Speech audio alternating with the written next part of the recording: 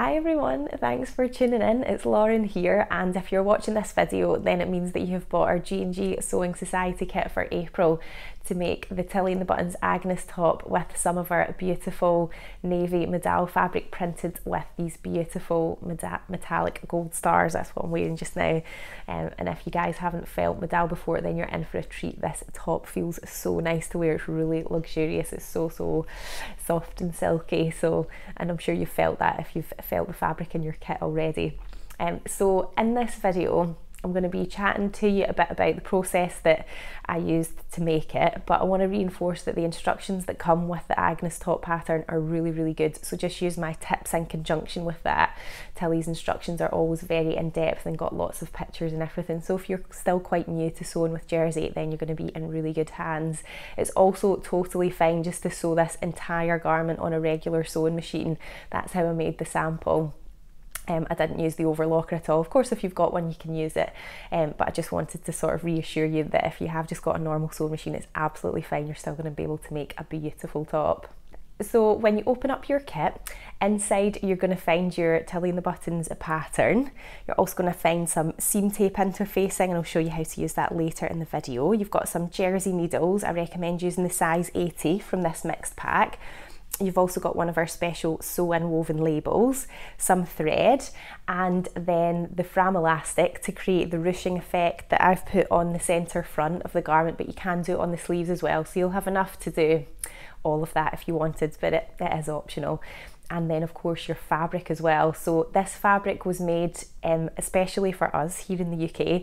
Our supplier, who's based in Leicester, they knit all the fabric and they dye it and they print it, and they did a sort of special run of this design just for us, so I'm really excited I'm able to share that with you.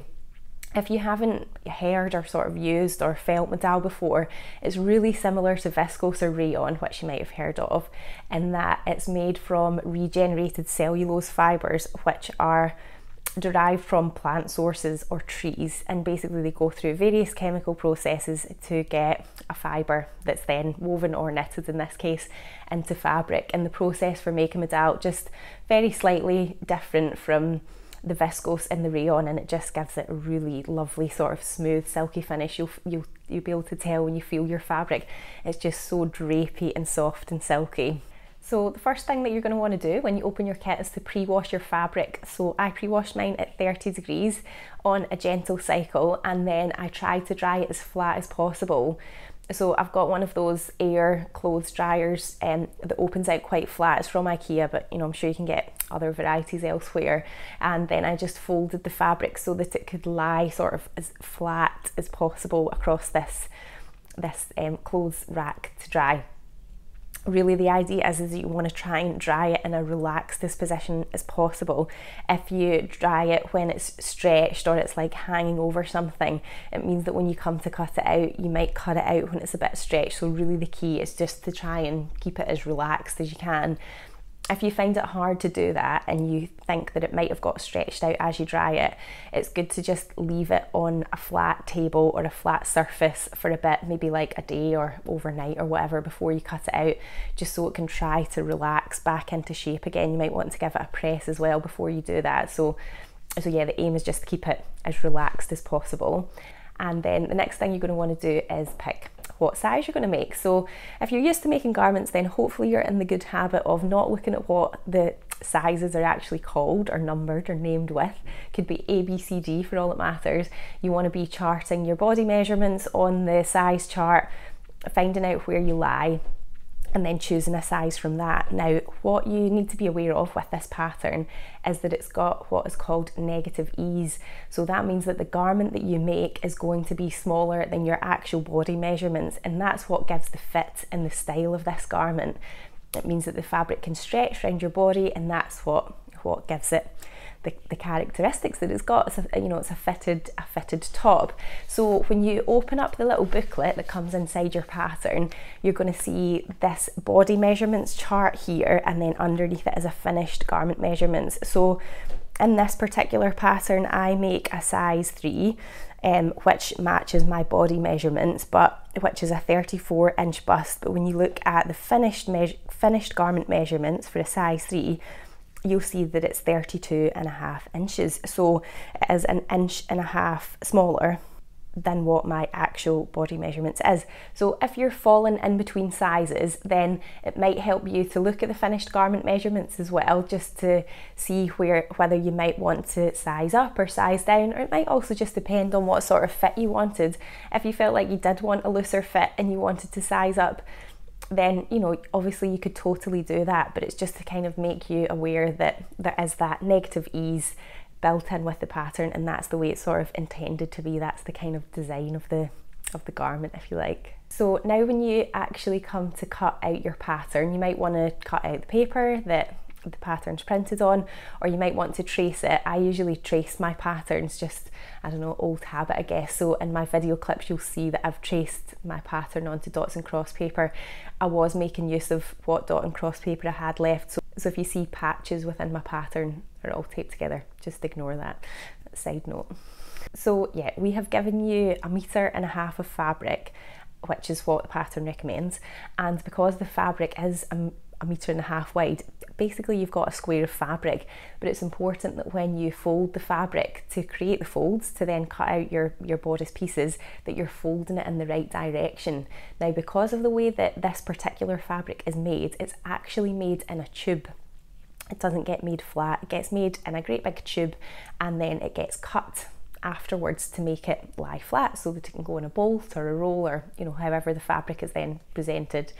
And it means that you don't really have that sort of traditional selvage that you get, or that typical selvage that you get on woven fabric, but there is a few clues to the way that you can work it out, because it's important that you fold it so that the stretch is in the right direction and everything. So when you look at the edges of the fabric, you'll notice that one sort of rolls more than the other, and when you look along that line you might see that some of the stars are a little bit faded closer to that edge, whereas the edge where it's been cut from the roll just looks a bit straighter. It doesn't roll as much, it's just got a bit more of a straighter edge, really, I guess.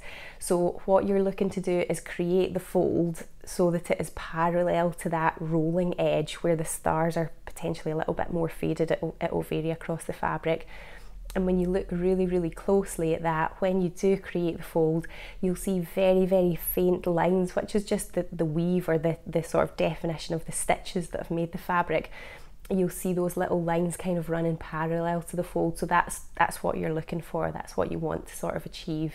Now, as per the cutting layout that comes with the pattern, when you come to cut out your bodices, you're folding those sort of selvage edges of the fabric in towards each other, so you've got a fold kind of opposite itself, opposite each other. And then when you place your pattern pieces on, I usually try to look really closely at where I've created the fold and try to make sure that those very subtle lines in the fabric are running parallel to that fold. You're not going to be able to sort of rely on measuring from the selvage to the fold as much as you would with a woven fabric, because the selvage doesn't, you know, it's been cut because the fabric's been made as a tube. So that's why you have to sort of look closely at what the fabric's doing, make sure it's nice and smooth and it's nice and flat and even, there's no wrinkles or sort of kind of pull marks in it or anything, and just smooth it out as much as possible. Now, I tend to just then pin my fabric on and cut it out, but if you do have a rotary cutter and a large enough cutting mat, then it might be that you want to cut it out that way instead. So like with the drying, try to just keep the fabric as relaxed as possible when you're cutting out. Don't have the fabric sort of hanging over the edge of the table. Try to fold it up so that it's all sitting on the same surface if you've not got enough space, because you don't want the fabric to be stretched at all when you come to cut it out. And then once you have cut it out, I would recommend doing a little tailor's tack with some thread just where the markings are for the elastic if you're going to be doing that. So I put the 2 markings on the centre front bodice with just some contrasting thread. Then do the same on the sleeve as well if you think that you're going to be doing the ruching on the sleeve. So the first thing that you're going to do in terms of starting to make your top is to stabilise the shoulder seam, and that's where the seam tape interfacing that we've given you comes in. So this stuff is basically like non-woven iron-on interfacing, and you iron it onto the wrong side of the fabric. I put it on the back bodice, And when you then sew the seam to attach the front and back bodice together, you want to be sewing through that seam tape interfacing. So it works just like the iron-on interfacing. One side's rough, one side's smooth. The side that's rough has got the glue, so you put that side onto the back of the fabric and then just really carefully and gently press it on. Because the seam allowance in this pattern is 1.5 centimeters, just measure it and check that you're placing the seam tape interfacing where the seam line will actually end up being. Repeat it on both sides of the back bodice. You're just using 2 little strips to do that, and then when you actually come to sew it, then you're going to be sewing through that. I always just set my machine to a stretch stitch when I'm sewing this type of fabric, and I usually increase the length to either 3 or 3.5. You could do a little test on a fabric to see what you're sort of happy with and what it looks like. If your machine doesn't have a stretch stitch, you can just use a zigzag stitch and make it narrower and longer, and that will do a similar sort of thing. But if you do have a stretch stitch on your machine, I would recommend using that. That's my personal preference anyway. So once you've got the seam tape interfacing ironed on, then the next sort of main part of the construction is to put the neckband in. Now I'm going to show you an alternative way to put the neckband in than what is suggested in the instructions. Just as an alternative, there's nothing wrong with the other way that's shown in the instructions. It's just so that you've got options and you can kind of try something different. I have done a video on this before, so some of you might have seen it, but it might be useful just to see it getting done on the actual fabric that you'll be using when you come to do it. So I call this method the open method, because the other way is a loop. It's where you create a loop in the neckband and then your neckline is a loop as well, because you've got your shoulder seams sewn already. But with this method I'm going to show you, you just sew one shoulder seam and then it's open, the neckline is just open, and then you're going to attach your neckband onto it when it's like that. So always cut your neckband a bit longer than what your pattern piece is. I cut mine probably about 3 or 4 inches longer. It doesn't matter too much. You're going to be trimming it down anyway, and it's easier if you've got a bit more to hold on to as you're sewing it on. So cut it out a little bit longer than the pattern piece and then fold it in half so that the wrong sides are together, and then I just use a long wide zigzag stitch to baste those edges together. It just gives you a little bit more control when you come to actually sew on those edges of the neckband are together. So you want to do that first, and then you've sewn one shoulder seam. Press the seam allowances either open or to the front if you want to, and then you're ready to sew on. So with the right side of your bodice facing up, you want to place and pin the neckband at that point of the shoulder seam, and just make sure the neckband's extending over the shoulder seam edge a little bit. As I said, you're going to be cutting that down later anyway, and make sure that the raw edges of the neckband and the neckline are lined up. So just lower your needle, you might want to pin it first, and just lower your needle into the fabric just so it sort of fixes it and kind of holds them together. And the sort of setup that you're looking to do is that your right hand will be holding the neckband at all times, and it will be stretching it. So as you sew it, this neckband must be stretched, but the bodice must be relaxed. So it's important to know that distinction. Your left hand will control the bodice and your right hand will control the neckband. Now you're looking to pull the neckband. You're not like stretching it as much as you possibly can, but also don't just sort of leave it so it's like a bit floppy. You need to have some tension underneath it.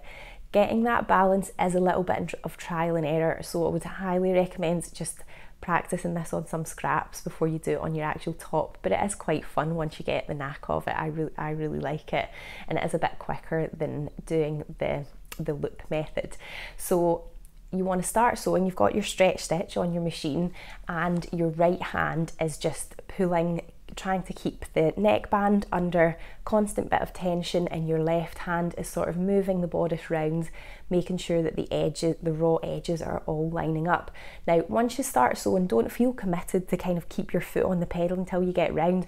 You'll stop every so often, get everything lined up, make sure that your main bodice pieces are still nice and relaxed, just readjust everything so that you feel like you're in control.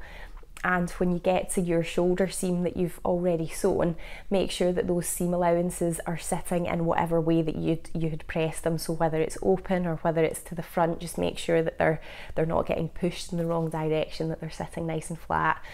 and you'll just go all the way around until you get to the other edge of the shoulder seam, and then of course you're going to have a bit that is longer than what it needs to be.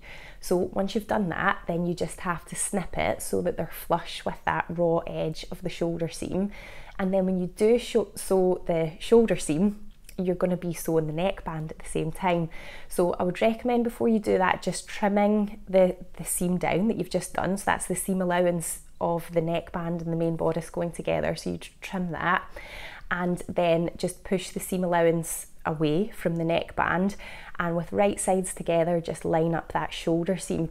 Now you want to try and aim that the seam of the neckband lines up as you sew it together. So what you might want to do, if you like getting things really precise and lined up, which is like me, then you might want to baste that together first, just with a long regular straight stitch, so it's easy to take out if it's not lining up properly. So you could pin it and then just baste it together with that long straight stitch to check that it's lined up, and then once it is, go back over it with the stretch stitch just to sew it together. And then you want to trim those, you might want to trim those seam allowances down a little bit as well. Now, to make that seam just lie flatter at the neckline, because you do have, you know, the edges of those fabric are coming together right at the neckline, what you can do is just put the seam allowances to one side, and then using a regular normal straight stitch, just do a really small bit of straight stitching over that seam allowance in the neckband, and it's just going to hold it nice and flat so that, you know, it sits nice at the shoulder basically. And then once you've done that, you need to top stitch everything down so it's nice and flush. So I still just used the regular straight stitch that I'd been using to sew the seams, and then I sewed nice and close to that seam line of the neckband, making sure that I caught the seam allowances underneath, and this just helps the neckband to sit really nice and flat. You might want to give it a bit of a press before you do that, but the fabric is very malleable and it moves around a lot, so you might find that it's fine and you don't need to press it, but of course you can if you want to. So that's the other way that you can put your neckband in. If you do decide to do the loop method that is in the instructions, you might want to cut your neckband a little bit shorter, because this fabric really is quite stretchy, and I found that the pattern piece for the size that I was making was actually a bit too long if I had done that loop method, and it's just because this fabric is quite lightweight and stretchy. So it's up to you. You can always give it a try on some scraps, and if you feel like it's a bit too all over the place, you feel like you're not in control, then obviously just do it the other way. It's just to give you a bit of choice. So if you have decided to do the little ruching effect, the one that I did on the centre front, then you need to get your clear elastic. Now, Tilly's instructions are really good for this. She tells you how long to cut the elastic, where to make a marker and everything, and if you follow that and you've got your pattern markings on your fabric as well, everything is going to work out fine. But I wanted to just show you what it's like when you actually do it. The kind of key thing that I found here that gives you control is that when you come to start sewing this elastic on, you need to make sure that you've got quite long thread tails coming out of the bobbin and the top thread, because you're actually going to hold onto them as you sew the elastic on. In a way, you're almost sort of fighting against the machine a little bit, because you have to stretch the elastic as you sew it. And as you pull the elastic towards you to stretch it, it's almost like counteracting the machine's feed to pull the fabric through. So, you know, normally the machine just feeds the fabric, but if you're pulling and stretching this fabric, the machine can't feed the fabric as it normally would. So that's why you have to have these threads hanging out of the back of the machine, so that you can hold them really quite taut, and then you're pulling the elastic at the front, and then you're just making sure that as you do your zigzag stitch to sew the elastic on, that everything is still feeding through the machine and you don't end up stitching on the spot. That's probably the sort of main thing that could happen in this instance.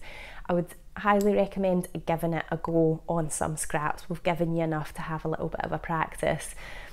It does take, you know, there is a little bit of a knack to it, but once you kind of get set up and you've got that tension between the back and the front, it's, you know, you just kind of do it and it's sort of done, and it automatically just creates this really lovely, pretty ruching effect that looks really fancy, but actually it's just a bit of an elastic at the back. So is a really cool technique to do. So yeah, you could do it on the sleeves as well. Just remember there's a specific pattern piece if you want to do it on the sleeves, or you could just have the plain sleeves like mine and then do the ruching at the front. So there's sort of options to kind of mix and match it.